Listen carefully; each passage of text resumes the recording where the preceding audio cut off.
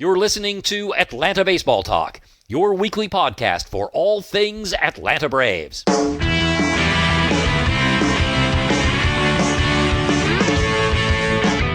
Welcome to show number 309. Today is Sunday, August 2nd, and my name is Hamilton. No Stevie tonight as he is out getting fitted for a Dodgers fan uniform, but I am joined by the loyal and faithful Curtis. Curtis, how are you?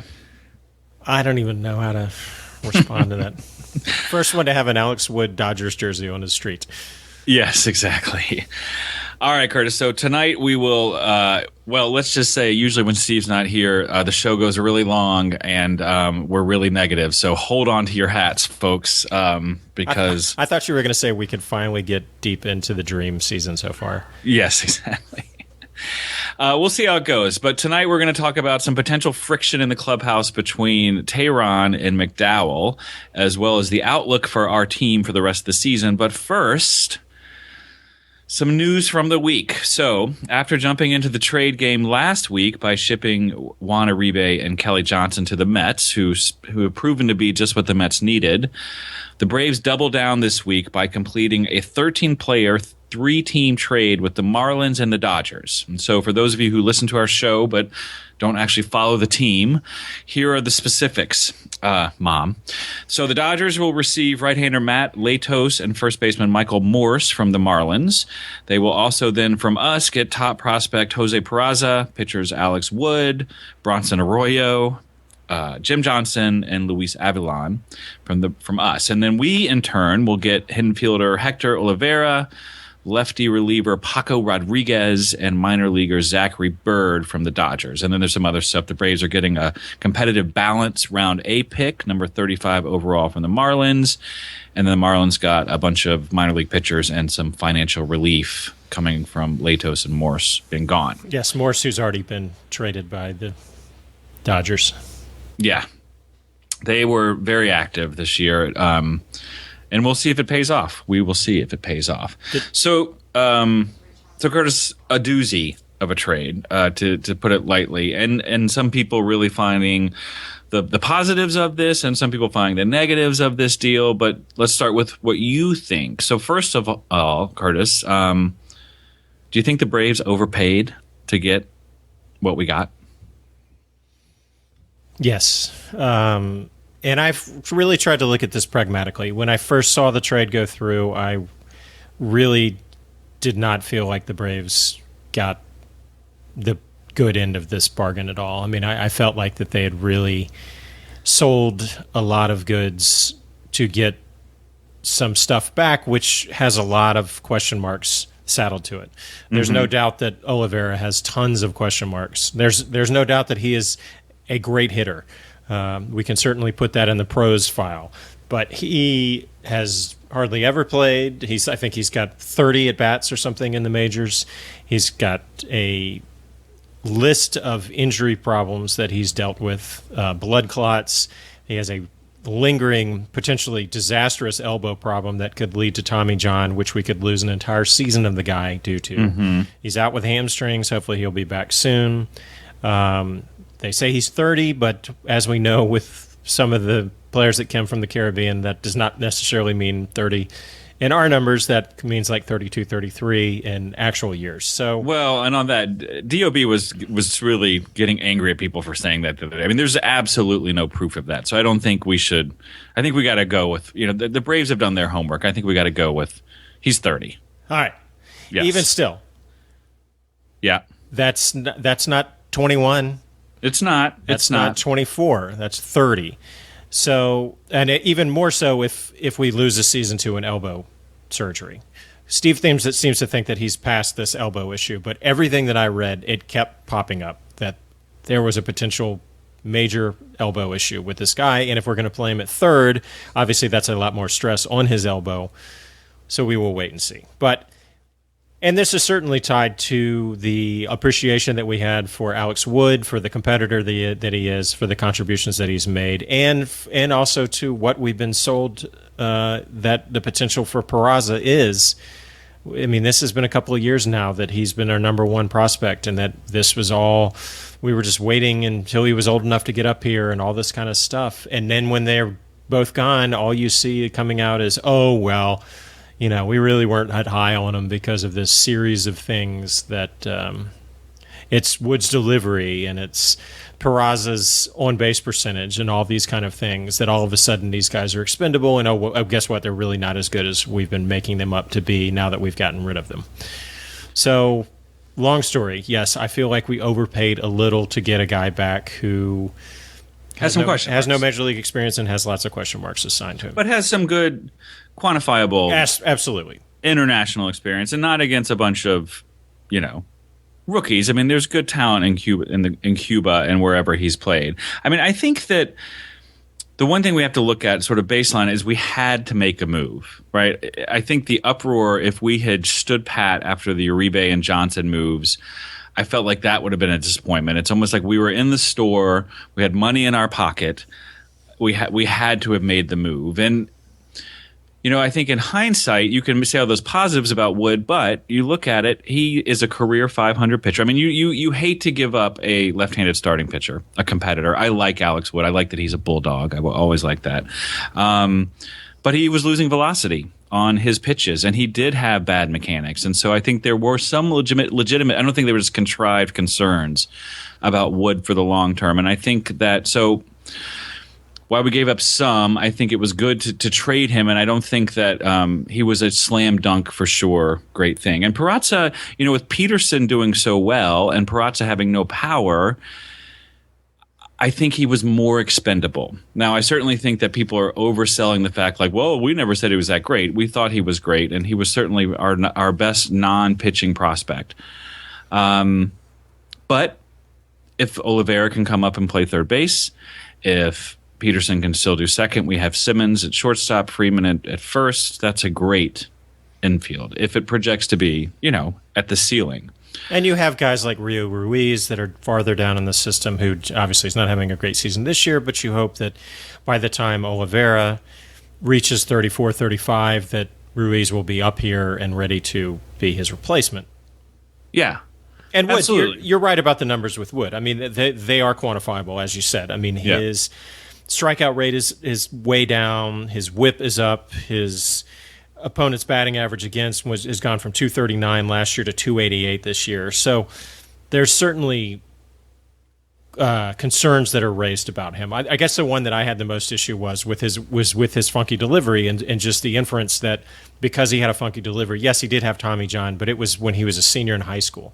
Yeah, it was in 2009, and he's had no issues whatsoever since then. So, I mean, for us to say, oh, well, they were just waiting until his elbow exploded again, I mean, he is a Brave. Let's be fair. Well, sure. There is a good chance it was going to happen. For me, it was more, I think the mechanics is the funky delivery is what got him so much success early on, and that people sort of figured it out a little bit more. And I think that's why you're seeing the either rise or decline in the numbers towards the bad. So I think it's just that I think ultimately maybe he wasn't as good of a pitcher as we early thought, because I think that people have just gotten timing down on him and you know, that's why he has lower strikeouts and a higher batting average against. But we had to make a move. I think we had a glut of pitching. We needed a bat. I think that, you know, we can talk about this. We lost out on Olivera early on in the season, and I think the Dodgers saw that they had more than they wanted. They needed pitching. They looked to us and said, "Hey, you wanted Olivera early. We beat him out. We'll pay the difference and what we, you know, overbid for him. Do you want him?" And I think that was hard to turn down when you need a bat. You have a glut of pitching. You're not really competing this year. Maybe there's some question marks about Wood. Maybe there's some question marks about Peraza. I mean, certainly, you know, you have to give up something to get something. So it's not like they're complete wastes. So we'll see. And you know, one of the nice things about this Olivera deal is that we're essentially going to pay him $6 million a year, or as I like to call it, less than Chris Johnson. So it's a good deal, and we're getting him at his at his prime. He's 30. I mean, he's major. I think I buy into the fact that he's major league ready, that he's ready to go. And when healthy, he's going to start contributing immediately. Obviously, the when healthy is a big question mark. And I think we're going to get 5 to 6 good years out of him. So I think we had to give that up. And I think we got the best bat that we could. Well, the Braves, we've talked about this, and maybe offline more than online, but at some point they were going to have to do something about the offense. And this is like phase 2. It's like the Marvel movies. We're into phase 2 of the John Hart reconstruction era of the Braves. And it is amazing. I was tweeting with you guys or texting with you guys that there's only 4 players not on the DL left from last year's team on the Braves right now, which is amazing, the turnover that's they've undergone. I mean, this is salting the earth after you've scorched it, you know? Yeah. I mean, they are really trying to do everything they can to get rid of any sort of Frank Wren fingerprints on this team. And those guys are obviously the very obvious ones, which is Teheran, who they extended, Freeman, who they extended, and Simmons, who they extended, and Chris Johnson, who they couldn't get rid of, clearly, to save their lives. I guess It was take Bronson Arroyo or take Chris Johnson. You're getting one of these guys' contracts off our laps. Unfortunately, they went Arroyo because it was a shorter commitment than what was with Chris Johnson. Amazing. The Dodgers are now pushing $50 million. We talk about our UGLA anchor. They're paying nearly $50 million to players not on their roster right now. It is but when amazing. you have that TV money, who cares? Sure. Right. Well, and yeah. But yeah, they clearly have to start doing something about the offense. They do not have, as you mentioned, major league ready offensive players in their system. I mean, and they don't frankly have a lot of offensive players in their system at all. Right. So, and this is a clever way to do it. I mean, they like you said, they're not having to spend as much money because the Dodgers are eating all of that signing bonus money for him. And you probably couldn't go out and get a guy who's major league ready that can hit like this for what you're going to have to pay him, and without having to give up draft picks and everything else that they're so fond of. So it's a clever move that they went, another kind of clever move that Hart and Capolella have made to get pieces in that will help contribute. But my fear with losing Wood, whether his elbow blows out or whatever, is it just pushes the timetable back some. You know, I mean, there's a lot of reliance now on very young starting pitching, and that young starting pitching has to come together very quickly. And it makes me a little nervous the day he gets traded that Williams Perez gets shelled and Matt Whistler gets shelled. And I mean, obviously those things are going to happen, and the Phillies are hitting out of their shoes right now. But yeah, they've won like 12 out of the last 15 or something like that. Yeah, they're 12-3 since the All-Star break. Yeah. So you're going to have these starts for anybody. I mean, anybody's going to have a bad start, but there's going to be so much reliance on these guys. And part of me was like, here's the job. It's yours. Now that Alex Wood is gone, you're going to have to take over this responsibility. And it kind of rattled them a little. And maybe that's me thinking too much into it. And it's just a matter of they hit a hot team in a small ballpark, and that's what happened. But well, I think we're going to see that. I mean, I think that we got maybe a little spoiled by some of those flashes of early brilliance from Whistler and Banuelos and even Perez. But these guys are so young; they're going to have to take their lumps, and they're going to have to take their lumps. And now they get they get to line up and take them pretty regularly, and maybe that will not set the timetable back. Right? Maybe it's something that we can get through more quickly. Time will tell. Well, right? and it's a lot of guys that have their own injury past. So it's a reliance on a bunch of guys. I mean, we talk about that Alex Wood had elbow surgery, and that was one of the reasons we were not so comfortable with him. Well, so have most of these other guys had the same surgery. It feels like everybody has, though. I mean, I was just looking out. We've always talked about, and the Braves get another person with Tommy John. Of course they did. It's like you have to have a requirement to be a Brave, but a lot of teams are going through that. A lot of teams. I mean, that's pitchers these days. They just throw hard and their arms blow out, and I don't think that's unique to us. Well, the Braves are the worst.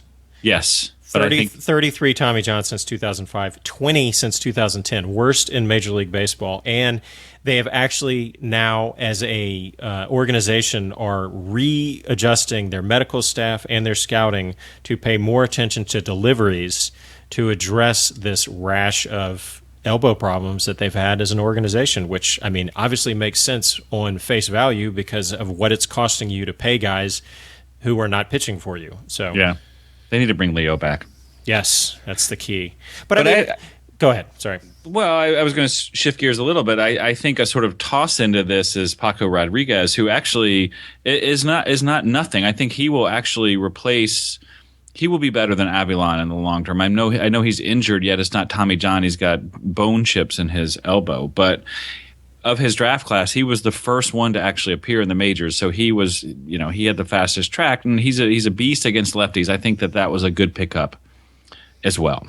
Absolutely. I mean, some of his numbers have gone up a little, but some have gone down. Like his FIP is down to 2.41. But his whip is up to 1.26. So, I mean, you're right. He's a guy that gets lefties out. And now can Freddie use him in the right role? Because righties bat 292 against him. He also has a 5.79 ERA with runners in scoring position. He's 0 for 9 in ground into double play opportunities. So these are lots of the situational areas that Freddie likes to bring in his specialists, and some of those numbers are not so great when you consider what the situation he might be coming into. But yes, his arbitration eligibility is later. It's a year later than Avilan. His free agency obviously is a year later, and they basically cost the same amount of money. And we know what Avilan was brilliant that one year, but was terrible, and he's just been kind of okay this year. So very inconsistent. I mean, it doesn't help that he's out for the rest of the season, but as we all know, we're not building toward this year. So. That's not our only problem this season. And Zach Bird did really nothing there. No, I mean he's starting to throw faster. I heard that he's starting to get into the triple digits, but he has no other pitches, so I bet we never see him. And Kid has no control. Right. So, all right. So I guess the last question is: how productive do you think Olivera will be over the next couple of seasons? Do you think, any predictions on his production? I mean, I saw some stuff that, 280, 20 homers, which that would kind of stand alone in this lineup. But, I mean, if you can get something like that out of him, I mean, he's certainly not being brought over here for his defense. No. I mean, if we can somehow squeeze that out and have some other guys around Freddie Freeman that we can have some protection for him at some point, that would be huge. Yeah, I agree. I think he's going to be 15-20 homer guy, 290 for the length of his contract, and I think he's going to protect Freddie. I think if you can keep Markakis and maybe get some of that power back, it's starting to shape up. Jace Peterson, another season under his belt. If we can get Simmons sort of back to that lightning in a bottle and a little bit more consistency, I mean, it's getting there. It's a step towards that. Yeah, I mean, I was happy that they didn't move Cameron Maben. I was happy that they didn't move Przinsky. Now, some of these guys, I guess they still have the potential to go. But you want some consistency. This is obviously a young team, and they're going through some fits right now. But you want there to be maybe once now that all the smoke is settled, the dust is settled, that they can kind of refocus. And now that they're coming back home, maybe it'll give them the opportunity to see, okay, well, this is the team now we're going to bat with, and they can start going in the right direction. Yeah.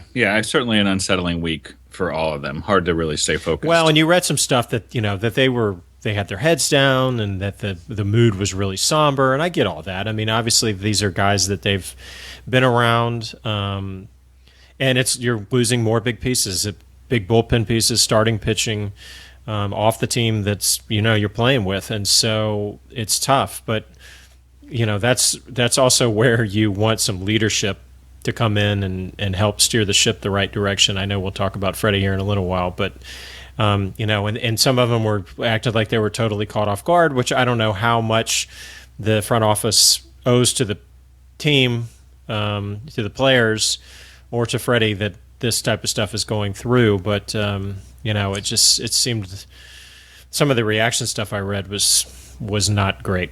Yeah, and you wonder how much of that is that they feel compelled to say that just so that they, just sort of the party line or whatever. And we talked about Hart last week twice, talking out of both sides of his mouth, and you wonder, is that same sort of duplicity being delivered inside, right, to people and saying, oh no, we're retooling and we're all in it for this year, and then you get this kind of things. And I hope not, and I hope not. But regardless of what's being said, it's hard, to wake up and just not know if you're going to be on a winning team, how you're going to compete, what your role is going to be, or if you're even going to be part of the team.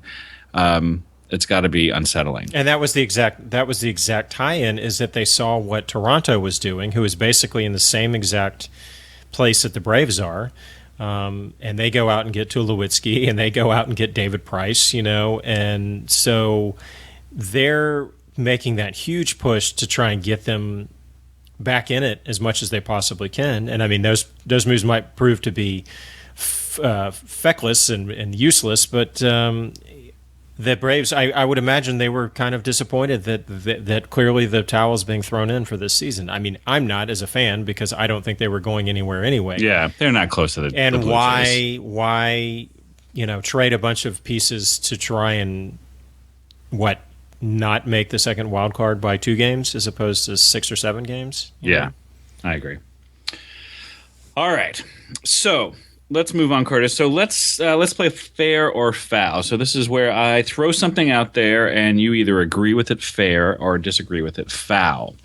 So in an article this week with all the rumors flying around, and there certainly were a ton of them, a Cubs beat reporter in reporting that the Cubs were showing interest in Teheran at the trade deadline, said that the Braves would be more willing to move Teheran because of recent struggles on the road, and that the apparent friction between Teheran and Roger McDowell, that they were not getting along, which was a bit of a surprise to me.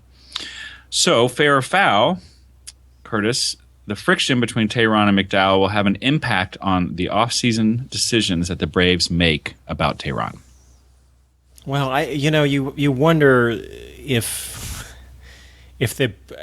obviously the Braves have depth at starting pitching. They made a lot of moves to solidify their starting pitching depth and picked up a bunch of young guys, some of them who we haven't even seen because they're coming off of elbow surgery and things like that.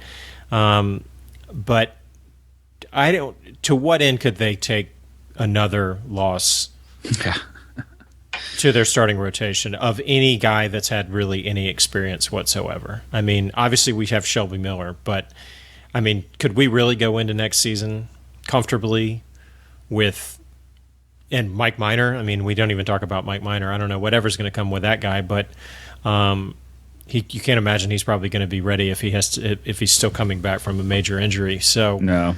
You're talking Whistler and Banuelos and Williams Perez and Folty. I don't know who your starting 5 would be next year.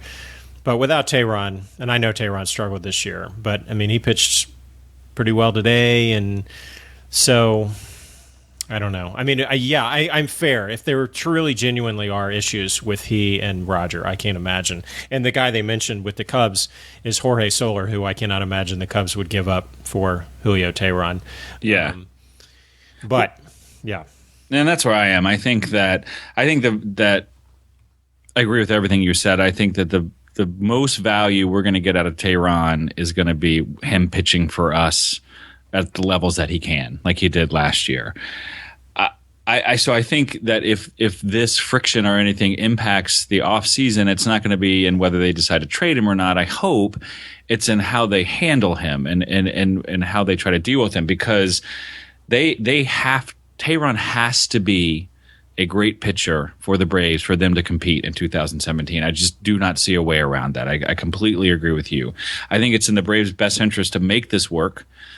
And so I think they're not going to be inclined to move him because of this. And I also think that I wonder, and we saw it today, and I know that I said last week that Teheran was horrible against the Phillies, and of course that was completely wrong.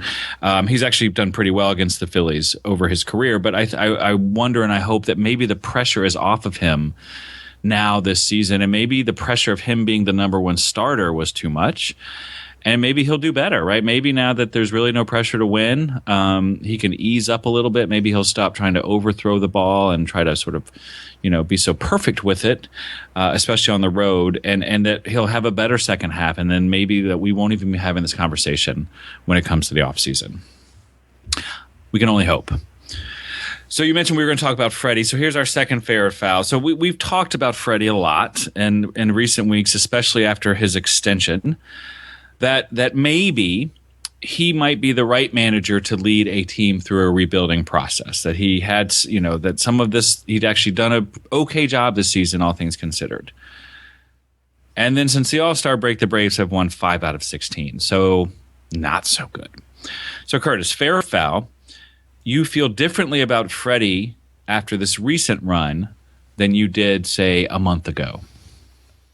Well, that's kind of tough to answer because I'm not sure I feel differently about him because I've always kind of felt the same way about him, which I don't think he's a very good manager. I think the question a couple of weeks ago was, did we think he was going to get fired this season, which I don't think any of us felt like he was because all things considered, he was overachieving this season. And now the Braves have kind of fallen on hard times, and I think we're just going to witness another late season collapse this year. Now, they've got lots of built-in excuses again this year with the young team and the trading away of all these pieces and whatever else, but it really, frankly, is another end-of-the-season collapse. I mean, the Phillies are very young and don't have the best pitching in the world, and they've got the best record in baseball since the All-Star break. So there are ways to pull wins out of teams, whether they be young or old or whoever you have to put in the lineup, blah, blah, blah, blah, blah.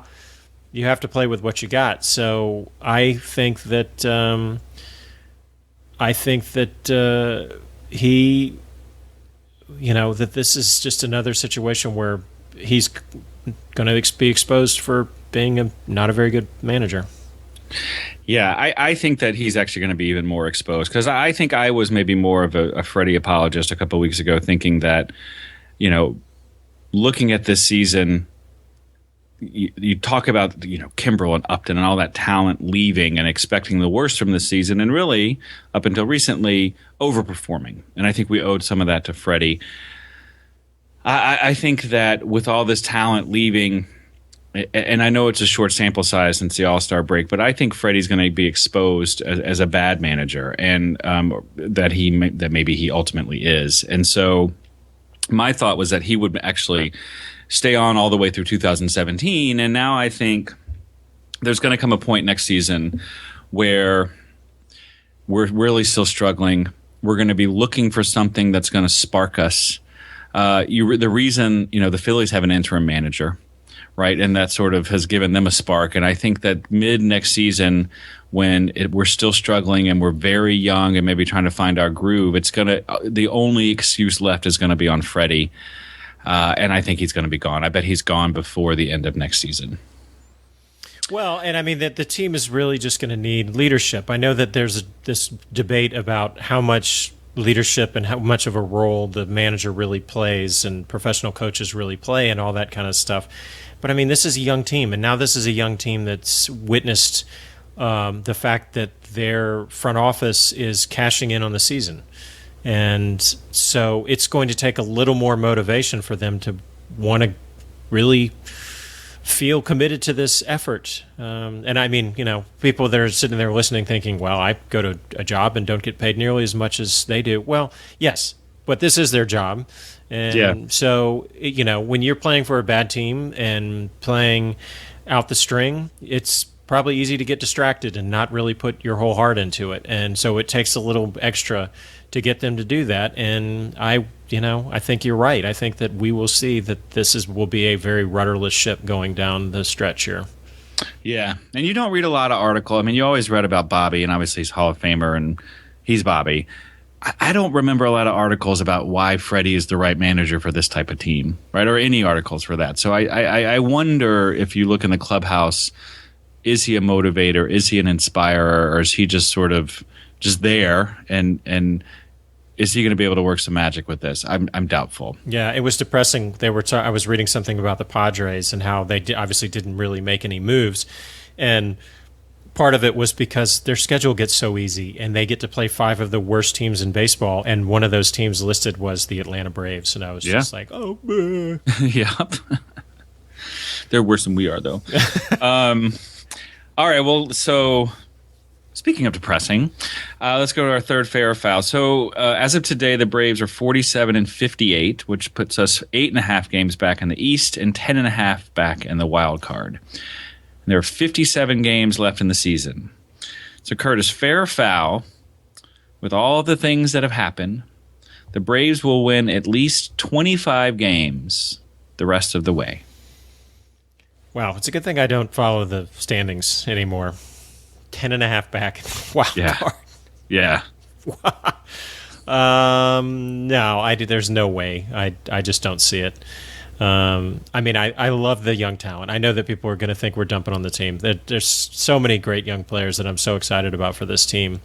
And this is just part of the process. I'm happy that they're making these moves and that they're doing what they can to make this a team that in the future hopefully will be the Kansas City Royals. That we collect all this young talent and they mesh and we get excited about where they are. I think what they've done recently kind of pushes that timetable back. I don't see how this team is ready to be a postseason team in 2017 personally, and I also don't think that they're going to win 25 games the rest of the way. I think it's probably going to be more in the 20 area. Yeah, and I mean, to be fair, I'm happy with all the things that are going on. I mean, I don't expect them to.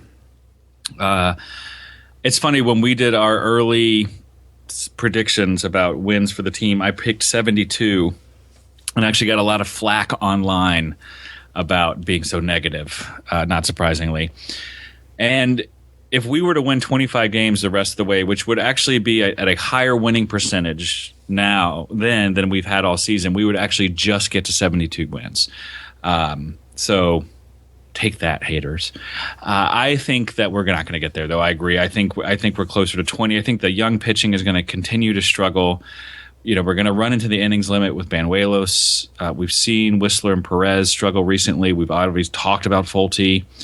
We don't have a closer. We have Vizcaino, but by Vizcaino going away and Avilan going away, we may have a closer, but our bullpen is a mess and our offense is our offense. Well, and Shelby Miller's lost 12 games in a row, and Teheran can't win on the road, and so and so and so and so. I would love to see it. I don't see it's going to. I think it's going to be a tough end of the road here. God, can you imagine if they win like 68 games? I think it's going to happen, dude. I think it's going to happen. Crazy. Yep. Oh well. I think they're going to be. I think that they actually could have a legitimate shot in 2017. Though I'm not that. I mean, some things are going to have to fall in place, but I could see us. I could see us making a run then. All right, Curtis. So let's talk about silver linings. Enough of this negative stuff. I know, without Stevie here. So silver lining, where we look at some of the good things from the week. So what's your silver lining for the week, Curtis? I going with Fulte. He had a great start. It was a loss, but it was not really his fault. He came back and pitched really strong in that game against Baltimore. 6 innings pitched, 6 hits, 2 runs. Unfortunately, they were both home runs. 2 base on balls and 8 Ks. So a very good start, very encouraging, and hopefully it heads him in the right direction. We've seen a good start or two from him before, and that never really sustained itself. So hopefully that will not be the case this time. Yeah. Yeah, it would be nice to see. So for me, it was Peterson, and not even for the week. It was for his 3-run homer today, because after such a just abysmal week on and off the field, and Teheran was looking good but struggling, and the offense wasn't coming through, and then to get that 3-run homer today was really the only bright spot of the week. So it was great, and I like to see him. He does have a way of hitting with lots of runners on. I wish he could do it when there's nobody on, but beggars can't be choosers. All right, so let's move on to Shot in the Dark. So Shot in the Dark is where we make a prediction, crazy as it may seem, for the week ahead. But first of all, let's look back at the week last week. And we'll start off with our listener's shot in the dark. And this one came from Bart Chin. And Bart Chin said Vizcaíno would have 5 appearances with 1 win, 2 saves. He would officially assume the closer's role after Johnson is traded. So there was a little thing there. And that the Braves would go 5-1 this week. So that did not happen. So there's a lot of moving parts. Yeah, there's a lot of that would have been the best shot in the dark ever. So he did have 3 appearances and with a clean slate, but actually didn't get a save in any of them. He closed today, but was not in a save situation. He is essentially, I guess, the closer since Johnson's trade. And the Braves actually did go 5-1 this week, but only if you're talking about a loss-win record. But thanks for playing, Bart. No luck this week. All right, so let's look at ours from the past week, Curtis. So, Kurt, you said that your good friend, Chris Johnson, would hit 185 with 7 Ks. So he only had 2 hits and 13 at-bats for a 153 batting average, but 3 Ks only. So his discipline was unprecedented this week. Stevie said that Freeman would hit 3 homers this week in his return. He actually hit 2, so almost. And I said that Markakis would be rejuvenated by his trip back to Baltimore and would hit 2 homers in the series against the Orioles, and he was just short with 0 homers. He did hit 1 against the Phillies. Yes, but that doesn't count. Right. So, Curtis, I'm going to declare you the winner. Nice. Yes. Off the snide. Off the snide. Close for both you and Stevie. But Stevie is still the winner with 2 wins for July. So, Stevie, wherever you are out there in L.A. with your Alex Wood jersey on, congratulations for the month of July. All right, Curtis. So let's look ahead to this week. What is I'll say Stevie's shot in the dark. Steve predicts that Shelby will get 2 wins this week, so he will win both of his starts this week. I did that one time. How'd that work out for you? 0-2. Yeah. Mine is also dealing with the starting pitching. We've talked a lot about the young starting pitching, and we get a heavy dose of very young starting pitching this week. We get 4 starts combined. Folty, Perez, Whistler. Folty gets 2 starts. So I am selling high. I have that they will go 3-1 in those 4 starts, and that they will give up and combined 8 earned runs.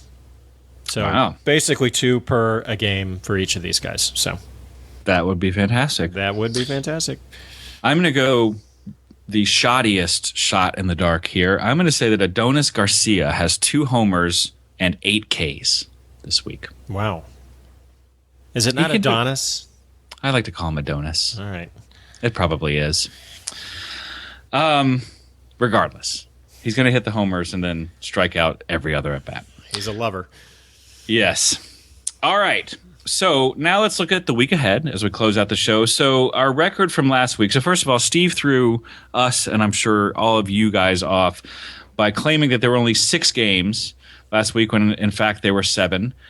It didn't matter because the Braves were awful, and so were all of us in our predictions, with Steve actually being the most awful. I remember he said 5-1. So whatever.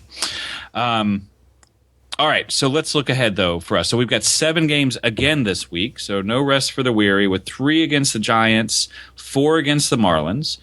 And here are our pitching matchups. So we've got tomorrow we have Matt Cain and his 4.5 ERA against Folty. Cain's been sort of alternating good starts with bad ones. He had a really bad start the last time out, so look out, Folty. Here he comes.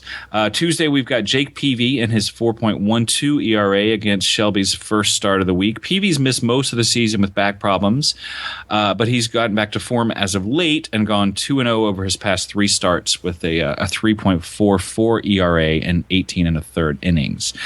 And then we get Bumgarner on Wednesday against Williams Perez. Bumgarner is 11-6 this season, 3.39 ERA. He is still good. And then the Marlins come to town, and I'll be honest, it was a little hard to figure out who they were going to be starting since they traded Latos and Teheran this week. But here's what I'm guessing is that I think Wednesday is going to be when we don't know who it's going to be. It's going to be Whistler from us against someone we probably have never heard of from the Marlins. Friday, it will be Teheran against probably Jose Fernandez if they stay on their rotation. He had 10 Ks today in a win against those mighty Padres. Fulte against probably Tom Kohler, and his 3.38 ERA is on Saturday. And then Shelby gets his second start of the week against David Phelps and his 3.93 ERA on Sunday. So again, guessing on some of those starters for the Marlins series, so don't go to Vegas, everybody, based on this knowledge, or don't come crying to me if you're wrong. All right, and so predictions. So Stevie, he said that... Well, he's clearly had his confidence rocked by this week's events and is predicting that we'll go 3-4 this week. So, if Stevie's predicting a losing week, the outlook is not good. Curtis, what about you? I'm going also 3-4. 1-2, 2-2. Yeah. Those, yeah. Although you get your 3 wins from our that is right. Guys. Those will be the 3 wins. Yes. I predict that we go 2-5. I feel like we're going to get swept by the Giants and go 2-2 against the Marlins. Even grimmer. Even grimmer. All right, folks. Well, that is our show. So thank you for listening. Please look for us on iTunes, on YouTube, on Stitcher. You can follow us on Twitter at ATL Baseball Talk. Look for us on Facebook. And check out our website at www.atlantabaseballtalk.com, where you can catch up on our past shows, read our blog, and post comments. So thanks again for listening, everyone, and go Braves! Thanks for listening to Atlanta Baseball Talk, your weekly podcast for all things Atlanta Braves. To find new shows, to post in our forum, or to send a comment, please visit us at atlantabaseballtalk.com. Had to admit the problem.